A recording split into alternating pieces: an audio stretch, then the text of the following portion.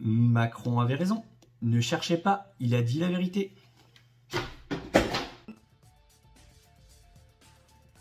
Hello tout le monde, 5 sujets pour aujourd'hui, pour le mois de septembre, la rentrée.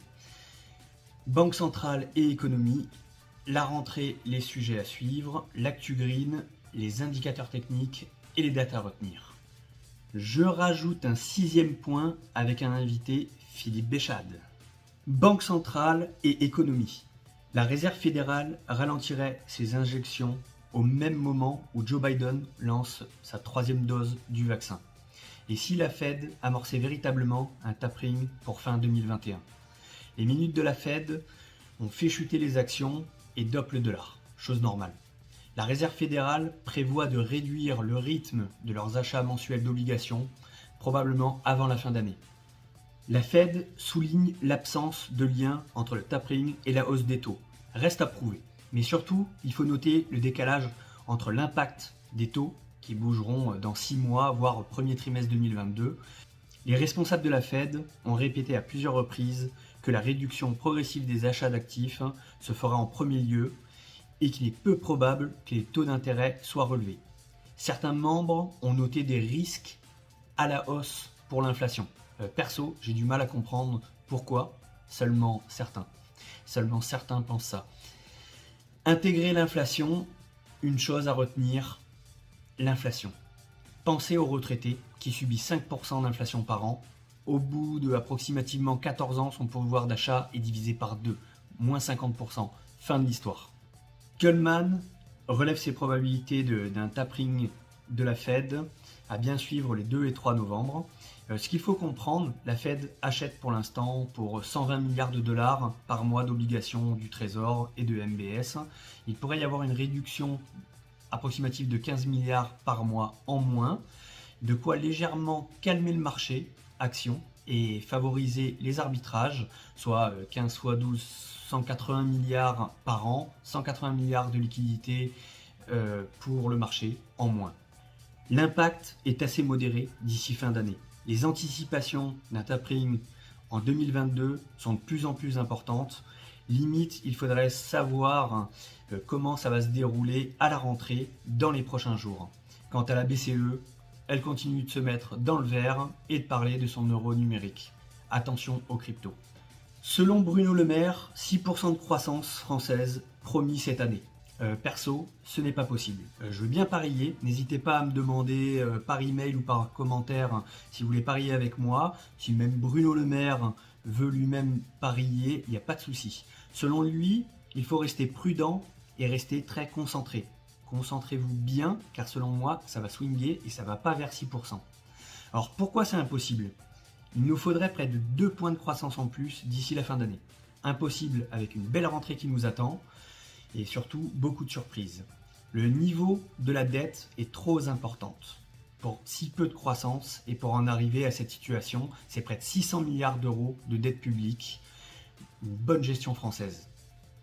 Le PIB n'a pas encore retrouvé ses niveaux d'avant-crise et c'est pas pour de suite à mon avis. Sur ce 2e trimestre 2021, le PIB français est à la ramasse, loin derrière les autres pays, plus 0,9 pour la France contre 2,7, 2,8 pour l'Italie, l'Espagne. En Europe, la moyenne c'est à peu près 2%. La rentrée sous le signe de la reprise, selon Bruno Le Maire. Pourtant, certains affichent moins 15, moins 30, moins 40% de baisse d'activité pour certains secteurs ou petits acteurs. Évidemment, d'autres plus gros compensent, mais la somme ne sera pas forcément égale à 6. La rentrée, les sujets à suivre. Macron avait raison. Ne cherchez pas, il a dit la vérité. 2 scénarios. Fiabilité et crédibilité du vaccin ou atteindre le break-even avec autant d'impact d'effets secondaires que de létalité du virus.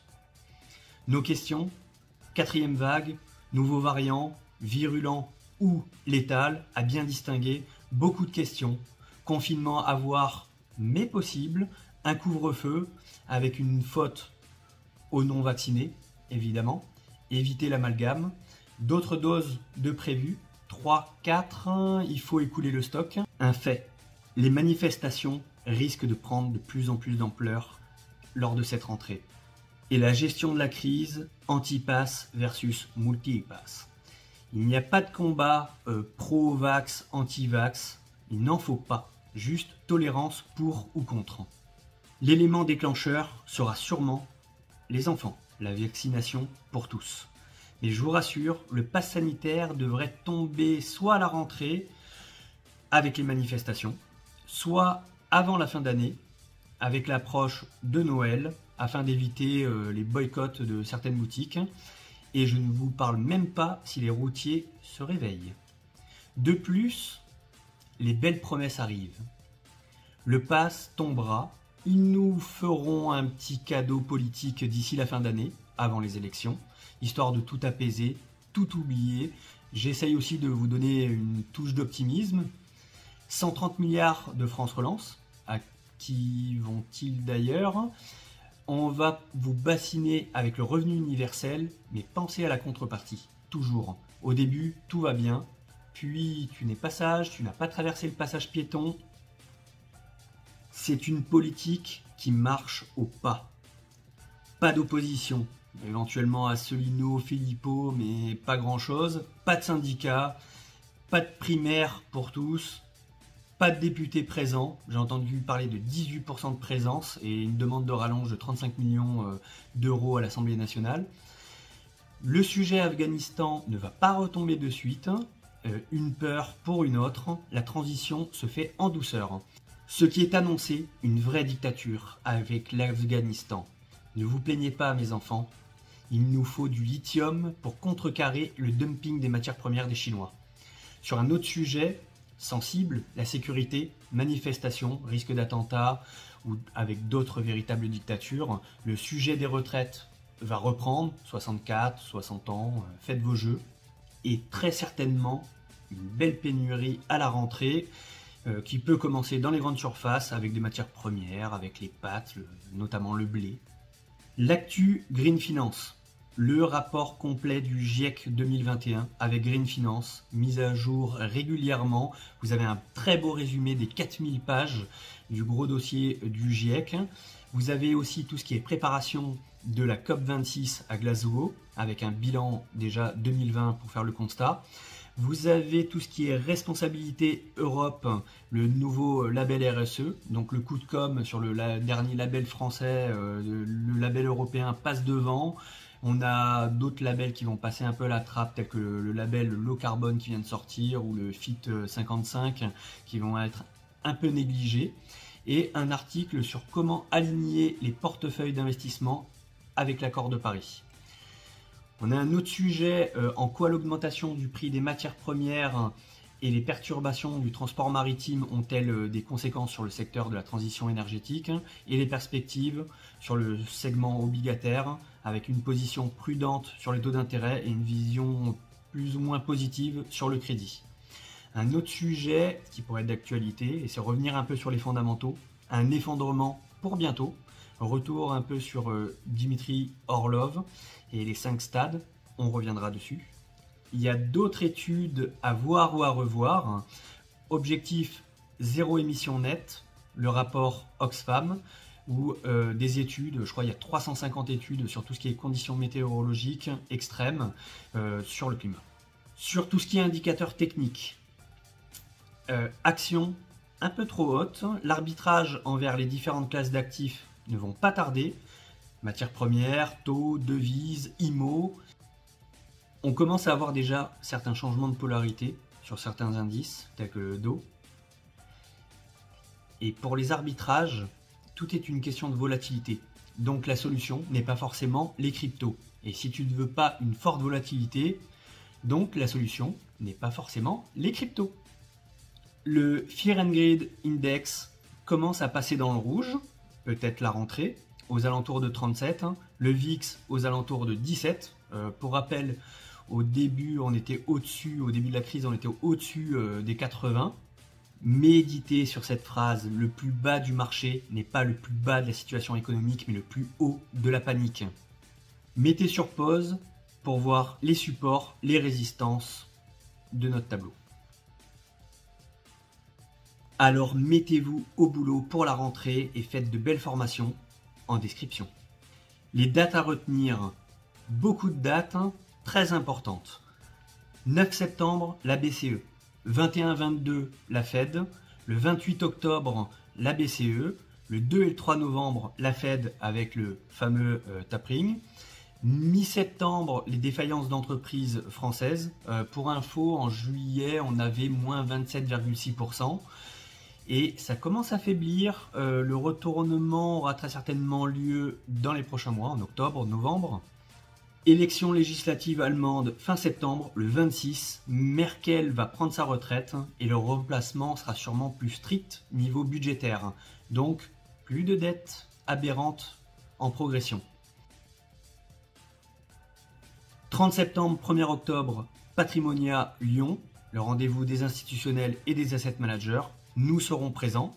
Le 1er octobre, Salon du Trading à Paris. Nous serons présents également. Septembre, octobre, l'automne, une IPO à suivre, tout ce qui est OVH. Et du 1er au 12 novembre, pour les puristes, la COP26 à Glasgow. Retour aux fondamentaux. Un certain livre de Dimitri Orlov, les 5 étapes, les 5 stades de l'effondrement en 2013. On a l'effondrement financier, économique, politique, social, culturel. Et après publication, ils en ont rajouté un 6e qui est l'effondrement écologique. Pour les reprendre, effondrement financier, soubresaut du début de la crise, une analyse fondamentale décorrélée du principal baromètre de l'économie, la bourse. L'effondrement économique, la pénurie des biens essentiels et la décomplexification de l'économie. L'effondrement politique, légitimité et crédibilité, no comment.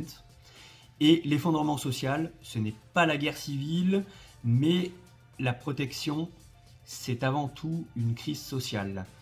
L'effondrement culturel, l'empathie, l'humanité, la bienveillance, l'honnêteté, beaucoup de remises en question, et l'effondrement écologique qui a été ajouté justement et qui n'est plus à démontrer.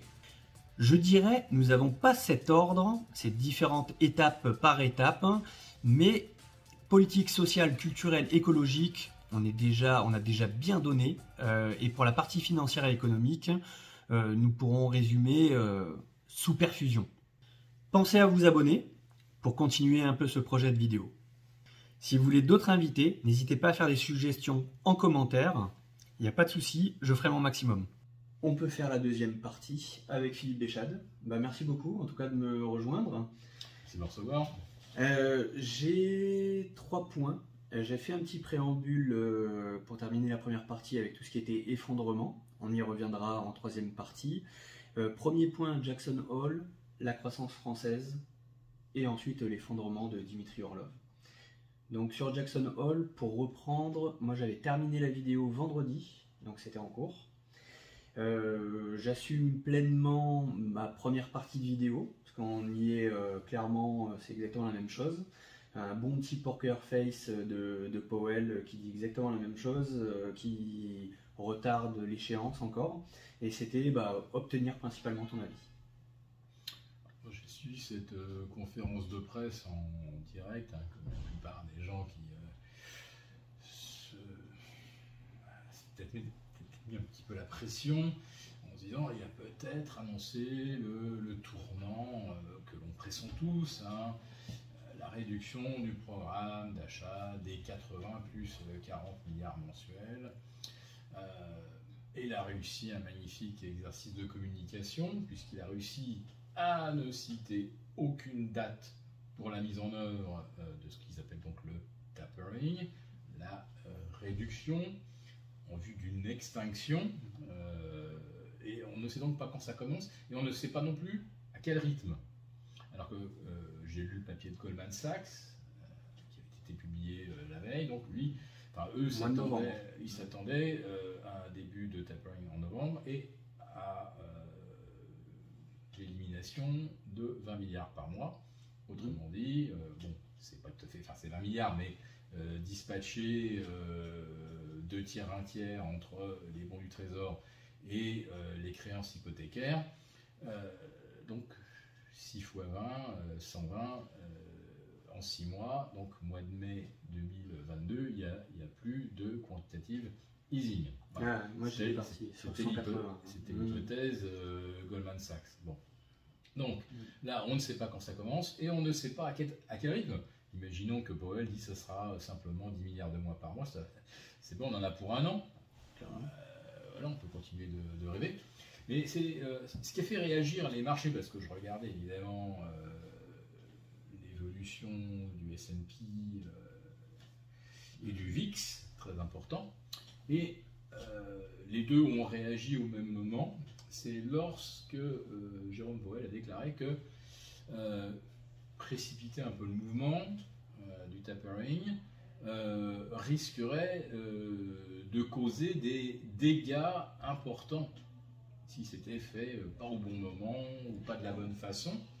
Donc quand on dit que ça risque de provoquer des dégâts, ça veut dire qu'on dit que attention, un tapering c'est quelque chose de délicat à gérer. Il peut y avoir plein de paramètres qui font que c'est peut-être pas le moment de le faire. Donc il se laisse en fait ouvert toutes les possibilités, y compris de dire ah bah écoutez, en septembre on cochait par exemple 8 sur 10 des critères qui nous permettaient d'envisager un tapering avant la fin de l'année, et malheureusement avec le variant trucmuche sur le Covid, avec je ne sais pas quel ralentissement observé dans un pays comme l'Allemagne, hein, puisque on est sur des révisions à la baisse de la croissance allemande. Donc, il pourrait très très bien dire, attention, la conjoncture, tout ça, nous sommes un peu responsables, nous aussi, de maintenir la conjoncture à un bon niveau. Si on arrête de soutenir l'économie, ça risque d'avoir un retentissement sur l'ensemble de nos partenaires. Oui, Et donc là, à ce point de vue, ça veut dire que le tapering, tu le vois plus début novembre. Le 1er et 2 novembre, ils vont commencer à dire 10, 15 et 20 milliards en moins par mois. On arrive à moins de 200 milliards à l'année. Est-ce que ça change vraiment quelque chose, que ça soit que moins 10 ou moins 20? Ah bah oui, entre un tapering qui s'éteint en 6 mois et en un an, c'est pas... Il n'y a pas le même carburant pour faire monter les indices. Hein. Si on retire 10 milliards par mois, c'est pas grand chose. Avant que ça commence à vraiment à se plus à 5 milliards près, là, avec tout ça, non? Voilà. Donc, Powell a eu l'habileté de laisser ouvertes toutes les possibilités, y compris de ne rien faire. Bon, j'y crois guère, le marché n'y croit pas, mais c'est une possibilité qu'il n'écarte pas. Il laisse tout ouvert. Ensuite, il revient sur l'inflation transitoire, il insiste et il énonce toute une série de raisons qui font que, effectivement, il n'y a pas de spirale prix-salaire pour l'instant. La pression de la demande faisant monter les prix, elle va forcément se réduire fortement avec la disparition de toutes les aides d'État, les aides aux chômeurs de longue durée, les aides aux personnes qui, pour des raisons administratives, sont empêchées de faire 100% de leur activité. On ne va pas se lancer là-dedans, mais il y a beaucoup d'activités où on sait actuellement, avec les restrictions, et ce qu'ils appellent là, les mask mandates, c'est-à-dire que, voilà, à New York par exemple, on ne peut pas aller au restaurant sans masque, sans passe sanitaire, on ne peut même pas prendre les transports en commun.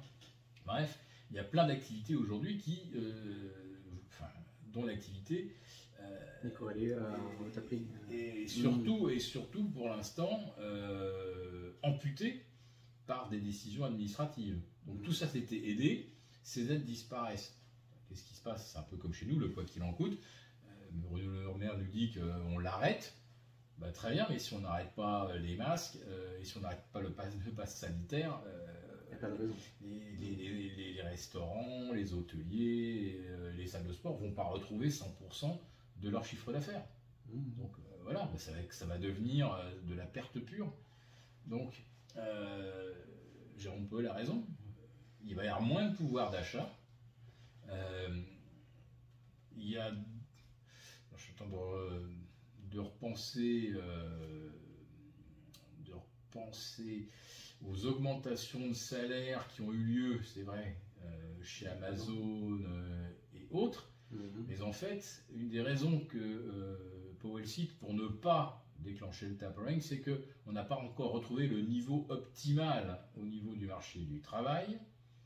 Et il y a donc un gros réservoir de gens prêts à aller travailler, puisqu'on va leur retirer les aides, ils ne vont pas avoir le choix, et donc ils ne vont pas non plus avoir le choix que d'accepter les salaires. On va bien vouloir leur proposer. Nivellement par le bas. Voilà. Et enfin, le marché, lui, est beaucoup plus cynique, parce que lui sait que depuis la généralisation du télétravail, notamment pour tout le monde anglo-saxon, alors généralement on considère que le tertiaire, c'est des activités à forte valeur ajoutée, là, vous pouvez délocaliser non plus chez le salarié de Facebook dans la Silicon Valley, vous pouvez le délocaliser en Inde.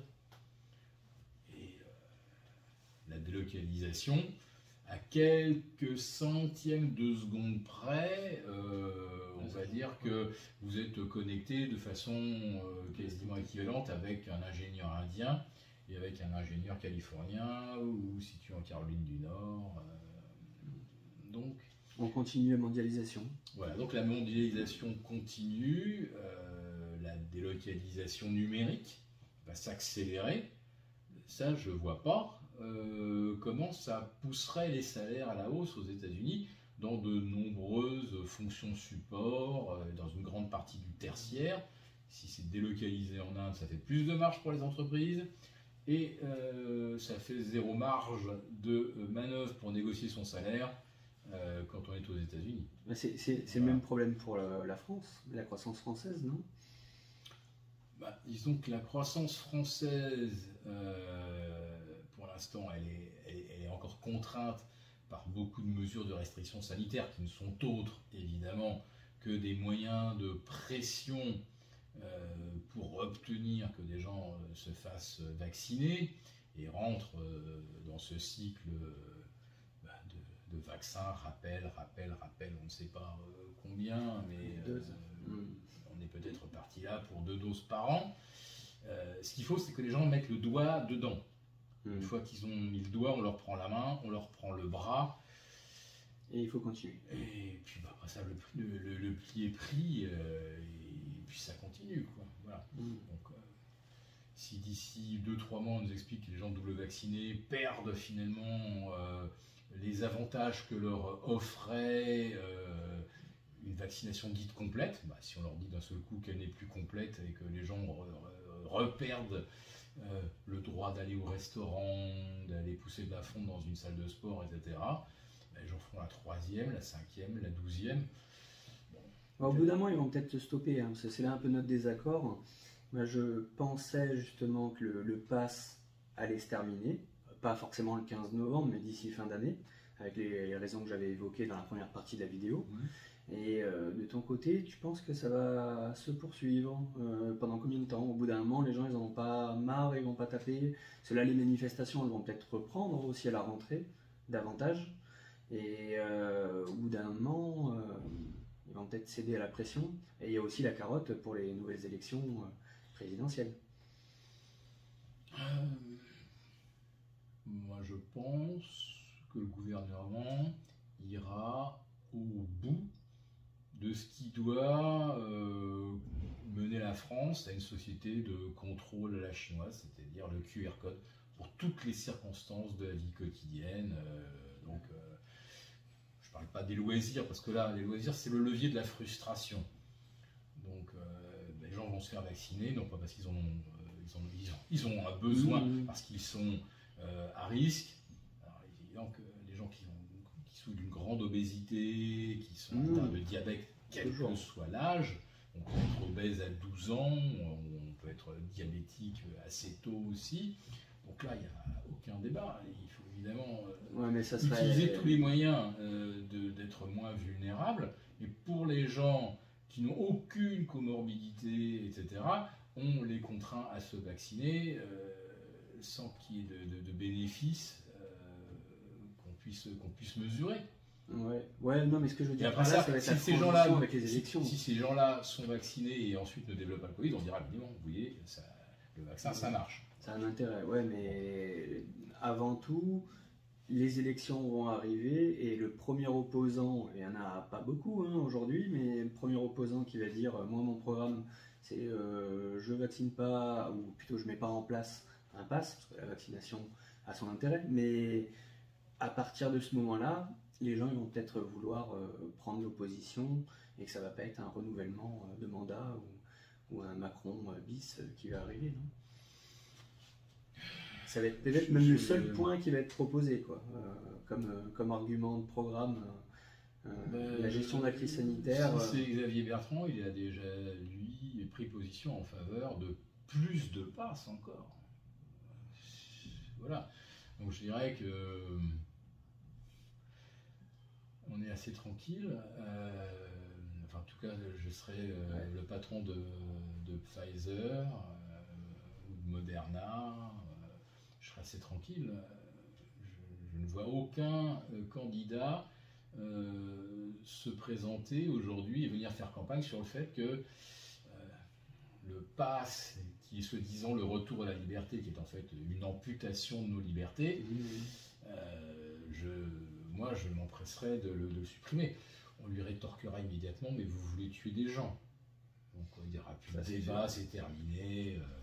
On va nous balancer évidemment des éléments de langage épouvantables. Voilà. Le débat va être ramené au ras des pâquerettes.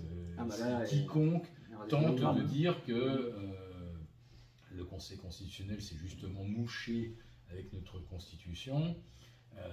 Il a accepté l'idée d'un pass parce qu'il est temporaire pour des situations exceptionnelles. Or actuellement, on est exceptionnellement bas au niveau des contaminations. Cet été, je rappelle quand même que 99,96% des Français ne sont pas contaminés. Et je dis 96 parce que si j'allais rechercher les chiffres officiels, on serait plus près de 99,97 de gens non contaminés. Voilà. Donc quand on soumet au pass 99,97% de gens qui ne sont pas atteints d'une maladie, je rappelle que pour les grippes saisonnières, le taux de contamination monte facilement à 5 ou 7%. Et qu'une pandémie, justement, on la caractérise généralement par un taux de contamination dans la population générale qui est supérieur à 5%. Donc là, on est très en dessous pour l'instant des 0,5. On n'est pas à 5, on est à 0,5. Et on nous parle de mesures exceptionnelles.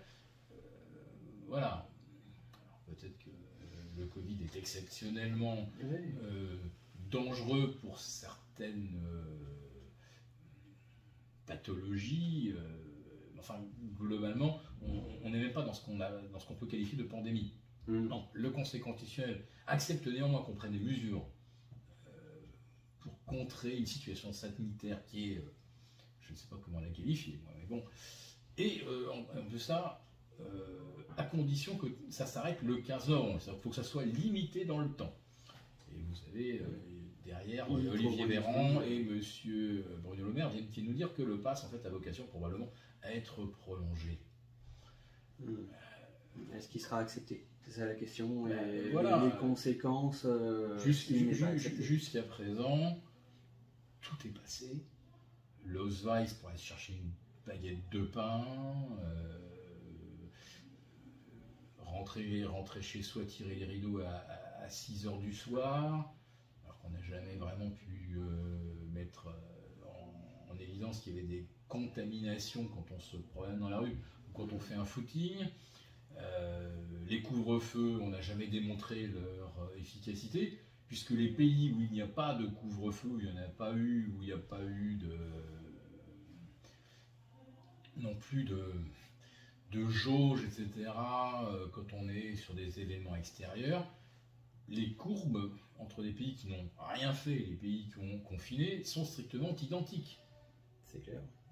Voilà, donc la Suède, c'est l'exemple qu'on cite, mais je peux également vous citer le Texas, je peux vous citer le Dakota du Sud, parce que là, on a la chance d'avoir deux États américains qui sont dans le même biotope, la même région, avec des structures démographiques totalement identiques. On nous dit on ne peut pas comparer la Suède et Israël. Donc prenons justement quelque chose où là il n'y a pas de contestation possible, ni au niveau du climat, ni de la pyramide des âges, ni du fait que les uns sont mieux nourris que les autres.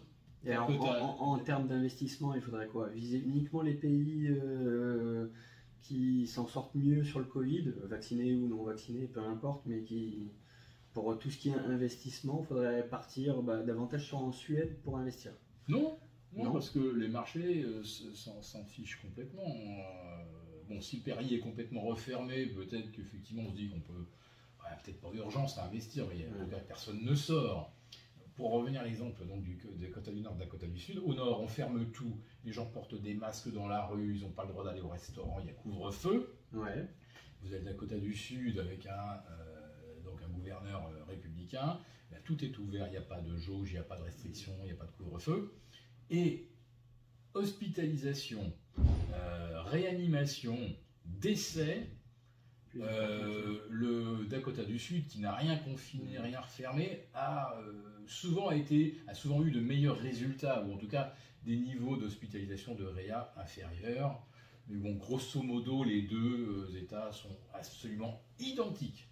Voilà. La seule chose, c'est qu'au nord, ils ont perdu toute leur liberté, et au sud, ils les ont gardées. Mais au niveau sanitaire, il n'y a aucune espèce de différence. Là, c'est totalement factuel. Tout le monde peut aller le contrôler, afficher les courbes que je cite. C'est totalement incontestable. Hein, c'est pas imaginer qu'on va obtenir ultérieurement de meilleurs résultats au Dakota du Nord, Dakota du Sud. Je parle moi de ce qui est constaté et incontestable. Voilà. Et je ne me projette pas dans le futur en me disant oui, mais si dans le Dakota du Nord ils vaccinent davantage, ils finiront par avoir de meilleurs résultats que le Dakota du Sud. C'est pas ça. Pour l'instant, je dis simplement que sans restriction, on obtient les mêmes résultats. Voilà. Donc les restrictions, elles ont effectivement une conséquence économique qui pourrait rebuter le marché et qui est justement compensée par des mesures dites quoi qu'il en coûte. Non, mais la perfusion, elle doit bien s'arrêter un jour ou l'autre. Parce qu'elle ne peut pas continuer comme ça indéfiniment. C'est pour ça que moi, dans ma vision, je voyais le tapering qui va commencer en douceur en fin d'année et couper court premier trimestre 2022. Mais ils vont devoir l'arrêter un jour ou l'autre. Ouais. Alors là, pour le calendrier de tapering, il se passe quelque chose qui évidemment va quand même alimenter un petit peu les spéculations. C'est est-ce que Jérôme Powell se succède à lui-même en février 2022 ou il se retire en pleine gloire sans avoir jamais remonté les taux depuis la crise, sans avoir jamais réduit le programme d'achat, un petit peu comme Janet Yellen qui lui avait ouvert la porte, qui avait tracé le chemin en ne montant pas les taux et en ne réduisant pas les achats de la Fed. Il se passe la patate chaude. Voilà, donc là, Jérôme Powell pourrait très bien dire en novembre, on n'y est clairement pas, on ne coche pas encore toutes les cases pour attaquer le tapering. Et février 2022, finalement, il dit non, mais j'ai envie de profiter de mes petits-enfants, j'ai envie de profiter de la vie et j'arrête. Et donc, c'est mon successeur ou celle qui va me succéder éventuellement, parce qu'on parle de Lael Brainard, c'est elle qui va devoir mettre en œuvre quelque chose sur lequel tout le monde est à peu près d'accord, puisque Wall Street, quand on lui parle de tapering, ça ne fait pas chuter les cours, donc ça va très très bien se passer. Moi je pense que ça se passera très mal, et c'est pour ça qu'il faut retarder l'échéance au maximum, parce que la seule chose qui tient les marchés, c'est la drogue monétaire, et la seule chose qui tient nos économies, c'est les béquilles, également les béquilles monétaires, les aides, les PGE pour la France. Si vous retirez ça, je pense qu'on verra que la robustesse de notre économie, elle tient pas grand-chose. Transition géniale sur le dernier point, où je voulais remettre un peu au goût du jour les 5 étapes de Dimitri Orlov, sur tout ce qui est l'effondrement. Alors on a économique, financier, culturel, Qu'est-ce qu'on a d'autre encore? Social. Et il y en avait rajouté un après la publication, c'était tout ce qui était écologie. Et moi, ce qui m'intéresserait, c'était de connaître un peu les signaux pour anticiper cet effondrement. Les injections de liquidité le jour où ça stoppe, là ouais, ça s'engrossit. Est-ce qu'il y en a d'autres? Moi je regarde très souvent le chiffre de la défaillance des entreprises en France, qui est toujours négatif. Il est très faible. Et toujours négatif. Est-ce qu'il va se retourner en novembre ou en février ou mars, donc fin premier trimestre 2022? Là, ça sera peut-être le signaux avant-coureur d'un retournement. Et moi, je parie, ce que vous voulez, que les aides vont être prolongées jusqu'en avril 2022. Il n'y aura pas d'un seul coup de vague de faillite d'entreprise à la veille des élections. Forcément. Ça me paraît cousu de fil blanc. En ce qui concerne l'effondrement économique, quand on était dans une économie de marché, il pouvait se passer des bricoles, parce que les marchés étaient tantôt irrationnels, tantôt exubérants, puis ensuite sombraient dans la panique, la déprime, tout ce qu'on connaît. Donc les marchés étaient ou capricieux, ou aveugles, et puis d'un seul coup les prises de conscience déclenchaient des crises. Il n'y a plus d'économie de marché. Ce sont les banquiers centraux qui font les prix. Alors dans ce cas-là, on pourrait partir sur l'hypothèse que ça va continuer de monter, tout ça parce qu'il y a les banques centrales qui continuent à y aller, et donc... Mais bien sûr, elles ne peuvent pas faire autrement, sinon c'est l'effondrement. Et est-ce qu'il ne va pas y avoir d'autres flash crash, comme on en avait pu avoir en février, mars de l'année dernière? Ouais, exactement. C'est parce que c'est le Covid. C'est le Covid. Bon, mais une peur en remplace une autre. L'Afghanistan, ça peut être une nouvelle peur. On change de sujet. Ça corrige un petit peu et on repart sur quelque chose d'autre. Non? Non, j'ai pas la réponse non plus. Je le redis, depuis le 18 mars 2020, les marchés n'existent plus. C'est-à-dire que les prix sont fixés par les banques centrales. Alors vous me direz, mais ils n'achètent pas d'actions quand même, encore. Bien sûr que non. Sauf qu'ils achètent toutes les émissions triple, double A. Ils achètent des créances hypothécaires, enfin, aux États-Unis. En Europe, ils peuvent acheter des émissions corporate, c'est-à-dire des émissions d'entreprise. L'exemple le plus célèbre en 2020, c'est l'émission de 16 milliards de LVMH, en grande partie souscrite par la BCE. C'est la BCE qui a financé le rachat de Tiffany par LVMH. Parce que la BCE avait besoin de papier avec au moins une notation minimum de double A. Enfin voilà. Donc après, qu'est-ce qui reste pour l'investisseur? Le triple A, il n'y en a pas, du double A, il n'y en a pas. Il reste du A, du triple B. Donc l'investisseur, l'assureur, l'asset manager pour nos retraites, il est obligé de puiser dans ce qui reste achetable. Donc il reste que des émissions avec des notations un peu moins brillantes, mais qui offrent de meilleurs rendements. Et aujourd'hui, on se dit que de toute façon, peu importe qu'on achète du junk bond ou du triple A, de toute façon, il n'y a pas de risque. On se disait justement qu'il n'y avait pas de faillite en ce moment et qu'il n'y en a jamais eu aussi peu. Donc, les gens qui se disent, bon, pour l'instant, j'achète du junk, puisque de toute façon, il y a le soutien des banques centrales et ça ne risque pas de plonger. Bon, le jour où d'un seul coup, on se dit, mais il débranche la perf, tout le monde devra sortir, évidemment, il n'y aura pas de sortie pour personne. Et il n'y aura pas de liquidité. C'est là que peut venir une crise. C'est que tout le monde sait bien que les cours sont totalement artificiels, que historiquement, du junk, ça doit rapporter 750 points de base. Aujourd'hui, ça en rapporte entre 350 et 400. On est à peu près à la moitié du rendement normal pour une émission qui est pas loin de la détresse ou d'un moment de restructuration de la dette. Donc tout le monde paye en se disant les prix sont faux, mais on sait très bien qui truquent les prix. Et on sait qu'ils n'ont pas le choix que de continuer de truquer les prix, parce que sinon le système, il se désintègre littéralement. Tout le monde sait ça, en tout cas dans la finance.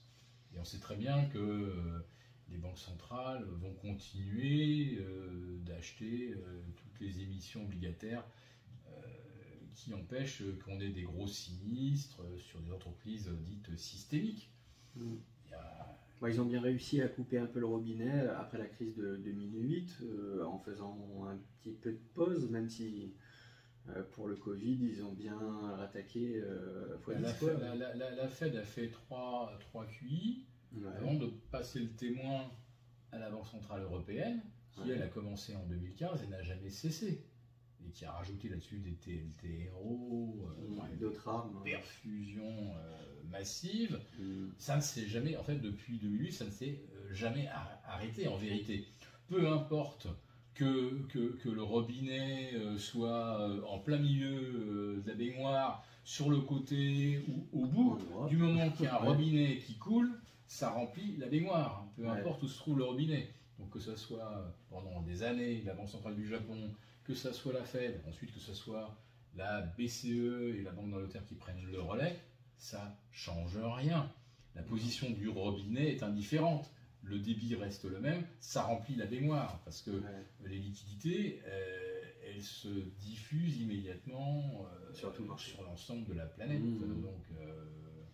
Donc il y a toujours eu des injections de liquidités. Et puis à partir du 19 septembre 2019, la Banque centrale américaine a constaté qu'il y avait de nouveau un risque de gel du marché interbancaire, tout comme à la veille de la faillite de Lehman.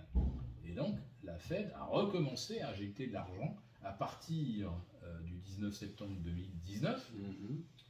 Et puis, on a eu besoin de 70 milliards un matin, et puis 80 milliards, monté jusqu'à 100 milliards. Et quand on a ensuite lancé le QE de 120 milliards pour cause de Covid, en fait, on ne faisait qu'entériner un non-QE dans les éléments de langage, mais qui était un vrai QE dans les faits, puisque tous les jours, il y avait l'équivalent de 80 ou 100 milliards disponibles.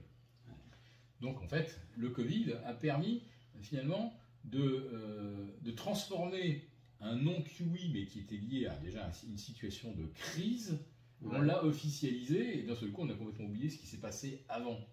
Mais avant le Covid, le système financier était déjà au bord de la détresse. Donc maintenant que les banques centrales ont eu le prétexte de prendre totalement le contrôle, pourquoi renoncerait-il à ce contrôle Personne ne peut s'y opposer. Le successeur de Powell en février, c'est impossible qui s'y oppose. Wall Street ne le permettrait pas. Enfin, on aurait effectivement d'un seul coup un effondrement des cours.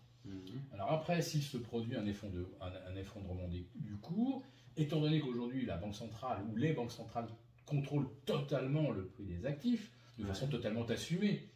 L'exemple japonais, c'est le plus évident, puisqu'il y a 4 ans, ils ont dit, voilà, le taux à 10 ans, ça sera entre 0 et 0,10 ad vitam. Voilà, il n'y a plus de taux, il n'y a plus de marché au Japon, c'est dit, c'est clair. Bon. Maintenant, on commence à comprendre avec les déclarations de Powell que même si on faisait un tapering, ça ne veut pas dire forcément qu'on monterait les taux. Non. Ni en 2023, ni en 2024, ni peut-être jamais. On serait parti pour des taux zéro éternellement. Bon, s'il n'y a plus de taux, il n'y a pas besoin de banque centrale non plus. Mécaniquement, il n'y a pas un décalage un petit peu? Parce que du jour où ils coupent, les taux ils vont forcément remonter au bout de 6 mois. Il y a le taux marché. Donc on s'est dit justement, quand on a commencé à évoquer l'idée d'un tapering à partir de fin janvier 2021, puisqu'on s'est dit voilà, le vaccin arrive, on va être débarrassé de cette saloperie.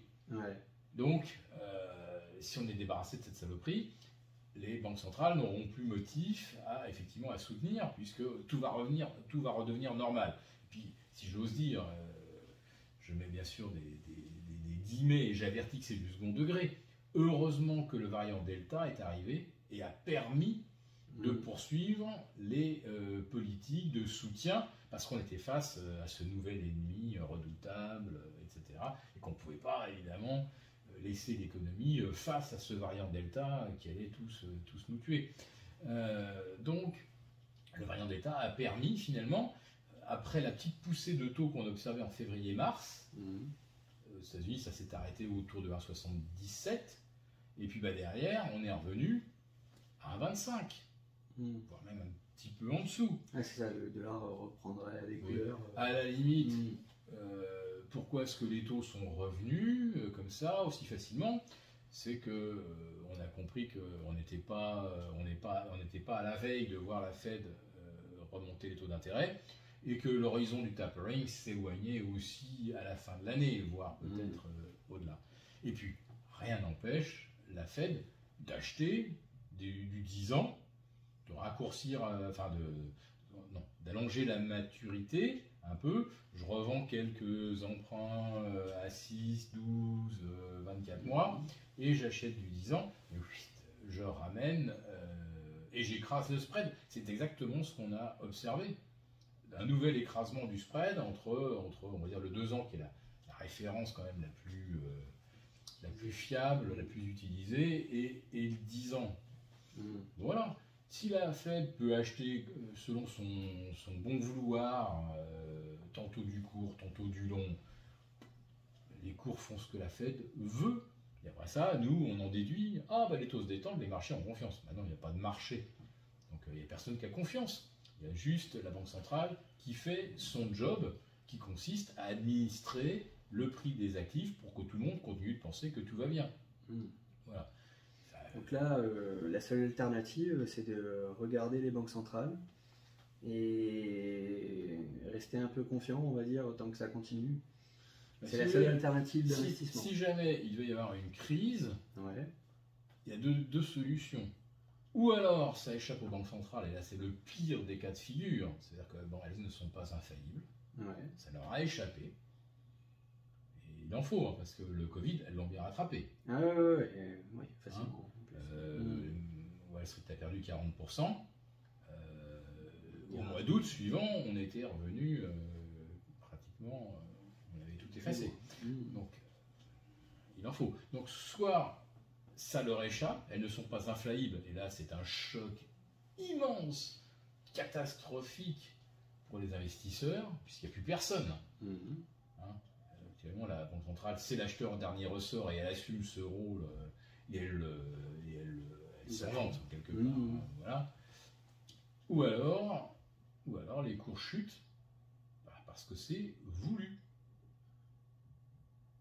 Tout simplement. Ils ne peuvent pas chuter sinon. Donc si d'un seul coup il y avait une crise, c'est que ça serait voulu.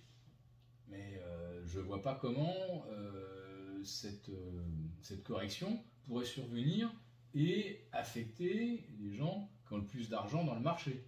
C'est-à-dire qu'il faudrait que le maximum de gens qui ont le maximum de plus-value à extraire puissent effectivement faire le ménage. Voilà. Alors par contre, sans faire le ménage, aujourd'hui c'est vrai qu'on peut se couvrir vraiment pas cher, puisque grâce à l'action de la Fed, le VIX, c'est-à-dire ce qui sert de jauge, c'est le baromètre de la peur, mais c'est surtout ça qui détermine le coût de la couverture par des options, des stratégies X ou Y. Actuellement, sans tout vent, on peut se couvrir vraiment pour pas cher. Voilà. Donc le problème, c'est que si on se couvre pour pas cher, c'est-à-dire que quelqu'un vous a vendu une assurance. D'accord? Et si d'un seul coup les cours chutent, vous faites jouer l'assurance. Celui qui vous a assuré, il faut qu'il sorte la prime. Et là, on se retrouve exactement dans le même cas de figure qu'en 2007 et 2008. Toutes les banques, tous les gérants de fonds de retraite achetaient du subprime, sachant que c'était de la daube, parce qu'ils disaient, regardez, moi, j'ai acheté l'assurance auprès de ce qu'on appelait à l'époque des monoliners, le plus célèbre étant AIG, un assureur bien classique qui s'était transformé en fait en assureur de créances immobilières. Donc tout le monde se dit, regardez, je suis couvert, et puis le jour où vous faites jouer votre police d'assurance, l'assureur il est défaillant. Ce qui fut le cas de tous les monoliners, qui fut le cas d'AIG. Et là, cette défaillance des monoliners et d'AIG, à côté, Lehman, c'était juste une plaisanterie. en termes de conséquences financières. Très Donc là, aujourd'hui, on pourrait parfaitement admettre qu'on peut laisser les cours rechuter, et que les initiés qui seront prévenus que les banques centrales vont laisser les marchés corriger, ils vont pouvoir se couvrir. D'accord? Mais qui va payer la prime? Ils vont se couvrir auprès de qui? Et ce qui a-t-il les moyens de payer la prime si les cours chutent et qu'on exerce ce droit à toucher la prime? Donc, il ne peut pas y avoir de crise qui serait liée, on va dire, à l'ordre naturel. Toutes les corrections qu'on a pu avoir, 1905, 1929, 87, etc., ça n'existe plus puisqu'il n'y a plus de marché. Donc, la diversification doit se faire sur le marché et aussi sur... si on veut être couvert contre un événement, il ne faut pas être dans le marché, parce qu'à mon avis, je vous dis, la couverture qu'on peut constituer, elle sera complètement illusoire. Il n'y aura personne pour payer la prime. Parce que la prime sera tellement gigantesque, qui va la payer? De toute façon, qui vous couvre? C'est un market maker, c'est un émetteur d'ETF, c'est un émetteur d'options. Ses capacités sont pas illimitées. Voilà. Donc pour être couvert contre de gros accidents sur le marché, je dirais qu'il faut déjà plus être dans le marché du tout. Et que même les assurances qu'on peut souscrire n'assurent rien. Donc il faut être sur d'autres actifs. Ou faire vraiment du court terme, du très court terme, et profiter un peu jusqu'à ce que la musique s'arrête. C'est ce que Jamie Dimon expliquait déjà à l'automne 2008. Tant que l'orchestre joue, l'orchestre c'est la Fed, tant que l'orchestre joue, on danse.